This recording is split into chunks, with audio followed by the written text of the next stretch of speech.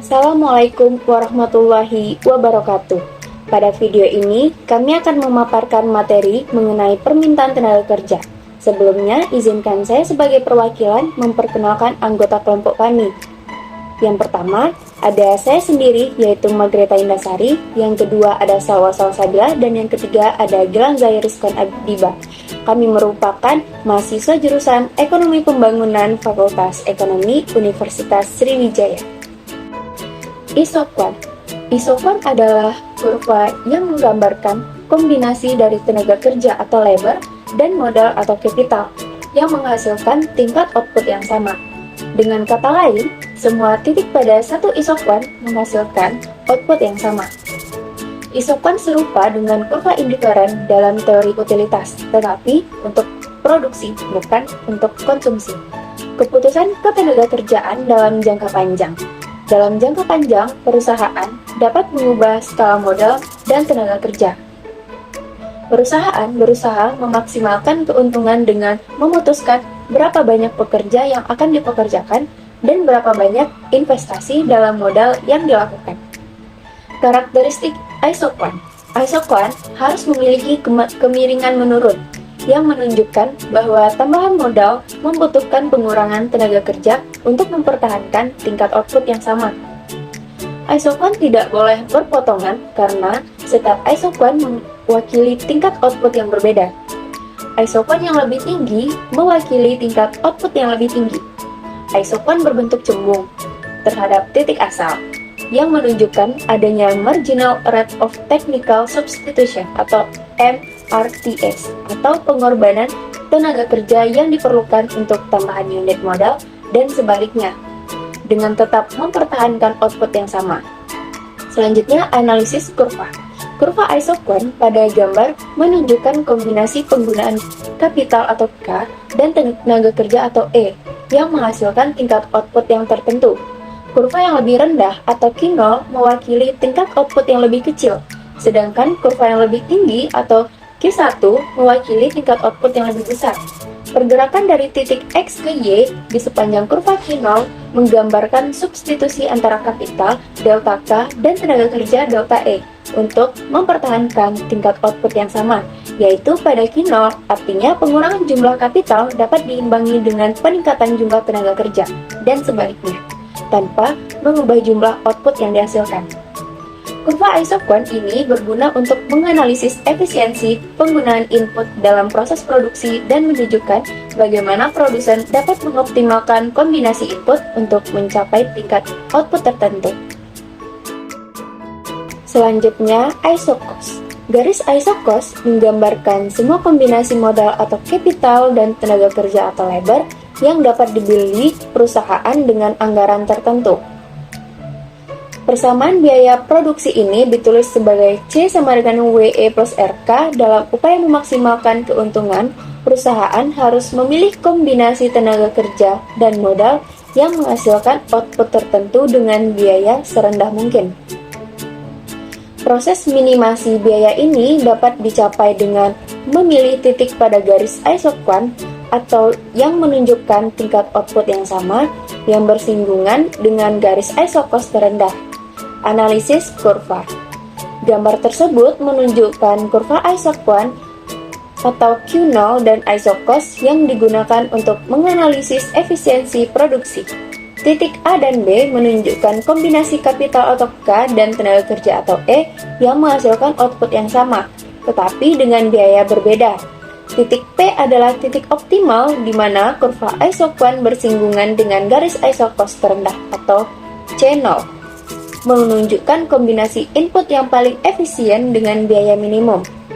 Pada titik ini, rasio substitusi marginal teknis atau MRTS sama dengan rasio harga input atau W per R, mencerminkan kondisi optimasi produksi. Analisis kurva kombinasi. Gambar tersebut menunjukkan kurva isokwan atau Q0 dan isokos yang bersama-sama digunakan untuk menganalisis efisiensi dalam produksi. Kurva isokwan menggambarkan kombinasi kapital atau K dan tenaga kerja atau E yang menghasilkan tingkat output tertentu, Sedangkan garis ISO cost menunjukkan kombinasi input yang dapat dibeli dengan anggaran tertentu. Titik A dan B berada pada kurva isokon yang sama, yang berarti kedua kombinasi menghasilkan output yang sama, tetapi dengan tingkat biaya yang berbeda. Titik P adalah titik optimal di mana kurva isokon bersinggungan dengan garis isokos terendah atau C0, menunjukkan kombinasi input yang paling efisien dengan biaya minimum untuk menghasilkan output Q0. Pada titik ini, kemiringan kurva isokon sama dengan kemiringan garis isokos, yang mencerminkan kondisi optimal di mana rasio substitusi marginal teknis atau MRTS antara kapital dan tenaga kerja sama dengan rasio harga input atau W per F. Gambar ini membantu produsen menentukan cara terbaik untuk mengalokasikan sumber daya guna mencapai efisiensi biaya dalam produksi. Selanjutnya, kurva permintaan tenaga kerja jangka panjang. Kurva ini menunjukkan hubungan antara upah dan jumlah pekerja yang dipekerjakan oleh perusahaan. Kurva permintaan tenaga kerja dalam jangka panjang memiliki kemiringan menurun, yang artinya ketika upah menurun, jumlah pekerja yang dipekerjakan meningkat. Analisis kurva. Kurva menunjukkan hubungan negatif antara tingkat upah atau W dan permintaan tenaga kerja atau E dalam jangka panjang atau DLR. Ketika upah turun dari W0 ke W1, jumlah tenaga kerja yang diminta meningkat dari 25 ke 50. Ini mencerminkan hukum permintaan tenaga kerja, di mana biaya tenaga kerja lebih rendah mendorong perusahaan mempekerjakan lebih banyak tenaga kerja. Dalam jangka panjang, perusahaan lebih fleksibel menyesuaikan faktor produksi untuk mengoptimalkan biaya. Dampak pengangguran upah mempertahankan pengeluaran biaya awal yang konstan. Kurva tersebut menggambarkan hubungan antara modal K dan tenaga kerja E untuk mencapai tingkat output tertentu Q0 dengan dua tingkat upah yang berbeda W0 dan W1. Isokon Q0 menunjukkan kombinasi modal dan tenaga kerja yang menghasilkan tingkat output yang sama pada tingkat upah W0.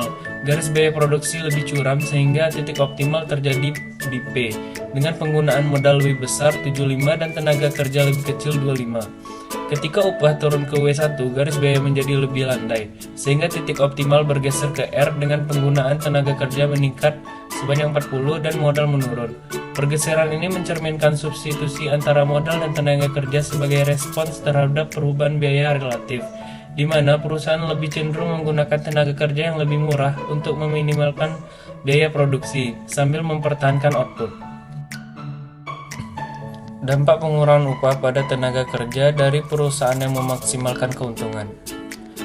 Kurva menunjukkan bahwa penurunan upah menyebabkan biaya marginal perusahaan menurun sehingga output meningkat dari 100 ke 150 unit pada panel A. Pada saat yang sama, perusahaan meningkatkan penggunaan tenaga kerja dari 25 ke 50 karena tenaga kerja menjadi lebih murah relatif terhadap modal panel B.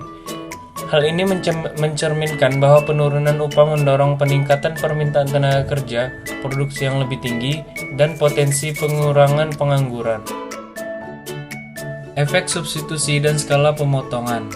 Kurva ini membantu kita memahami bagaimana perusahaan merespons perubahan upah dengan mengubah komposisi input atau tenaga kerja dan modal, dan skala produksinya. Pada kurva ini, ketika upah turun, perusahaan dapat memilih untuk menambah jumlah tenaga kerja dan memperluas skala produksinya. Hal ini dibagi menjadi dua efek. Yang pertama, scale effect atau efek skala. Penurunan upah menyebabkan biaya produksi menurun, sehingga perusahaan terdorong untuk memperluas output dari 100 menjadi 150 unit. Hal ini meningkatkan kebutuhan tenaga kerja dari 25 menjadi 50 pekerja. Yang kedua, substitution effect. Dengan turunnya upah tenaga kerja relatif terhadap modal, perusahaan cenderung lebih memilih tenaga kerja dibandingkan modal. Efek ini terjadi ketika perusahaan mengubah proporsi antara tenaga kerja dan modal tanpa mengubah output. Kurva permintaan jangka pendek dan jangka panjang untuk tenaga kerja. Yang pertama, kurva permintaan jangka pendek, short run demand curve. Kurva ini menunjukkan hubungan antara upah dalam dolar dan jumlah tenaga kerja yang diminta oleh perusahaan dalam jangka pendek, di mana perusahaan tidak bisa dengan mudah menyesuaikan semua faktor produksi. Artinya, jika ada perubahan upah, perusahaan hanya bisa menyesuaikan jumlah tenaga kerja secara terbatas. Yang kedua ada kurva permintaan jangka panjang atau long run demand curve. Dalam jangka panjang, perusahaan memiliki lebih banyak fleksibilitas untuk menyesuaikan faktor produksi lain, seperti modal, sehingga perusahaan bisa merespons perubahan upah lebih baik dengan menyesuaikan jumlah tenaga kerja yang lebih besar. Analisis kurva. Gambar ini menunjukkan bahwa kurva permintaan tenaga kerja jangka panjang lebih landai daripada kurva jangka pendek. Artinya, kurva permintaan jangka panjang lebih elastis. Ini berarti dalam jangka panjang, perusahaan lebih responsif terhadap perubahan upah. Ketika upah naik atau turun, perubahan dalam jumlah tenaga kerja yang diminta akan lebih besar dalam jangka panjang dibandingkan dengan jangka pendek. Dalam jangka pendek, perusahaan kurang fleksibel dalam merespons perubahan upah, sehingga permintaan tenaga kerja kurang elastis. Dalam jangka panjang, perusahaan bisa melakukan penyesuaian yang lebih besar, sehingga permintaan tenaga kerja menjadi lebih elastis terhadap perubahan upah. Jadi, secara umum, perusahaan cenderung lebih mampu beradaptasi dengan perubahan upah dalam jangka panjang, yang membuat permintaan tenaga kerja lebih sensitif terhadap perubahan upah tersebut. Selanjutnya yaitu elastisitas pergantian. Gambar di atas menunjukkan dua jenis isokuan. Pada panel A, kurva isokuan untuk substitusi sempurna berbentuk garis lurus, mencerminkan bahwa faktor produksi yaitu kapital dan tenaga kerja dapat saling menggantikan secara proporsional tanpa batas. Nah, dengan kata lain, perusahaan dapat menggunakan lebih banyak tenaga kerja untuk menggantikan kapital ataupun sebaliknya, untuk menghasilkan tingkat output yang sama. Nah, di panel B, kurva isokuan untuk pelengkap sempurna berbentuk sudut siku-siku, yang mencerminkan bahwa faktor produksi harus digunakan dalam proporsi tetap. Contohnya, jika kapital dan tenaga kerja adalah pelengkap sempurna. Peningkatan salah satu faktor tanpa peningkatan faktor lainnya tidak akan meningkatkan output. Kedua faktor harus digunakan bersama dalam kombinasi tertentu untuk mencapai produksi yang optimal. Selanjutnya yaitu aturan turunan permintaan Marshall. Aturan ini menggambarkan kondisi di mana permintaan tenaga kerja menjadi elastis dalam suatu industri. Penjelasannya adalah sebagai berikut. Yang pertama yaitu permintaan tenaga kerja lebih elastis jika perusahaan substitusi lebih tinggi. Semakin besar elastisitas substitusi, maka semakin mudah perusahaan menggantikan tenaga kerja dengan modal ketika upah meningkat. Jika tenaga kerja dan modal memiliki fungsi yang mirip dalam proses produksi, maka perusahaan akan lebih mudah untuk menggantikan tenaga kerja dengan modal, membuat permintaan tenaga kerja menjadi lebih elastis. Yang kedua yaitu permintaan tenaga kerja lebih elastis jika elastisitas permintaan terhadap output lebih tinggi. Jika permintaan terhadap produk perusahaan elastis, maka peningkatan upah yang meningkatkan harga produk akan menyebabkan penurunan permintaan yang besar terhadap produk tersebut.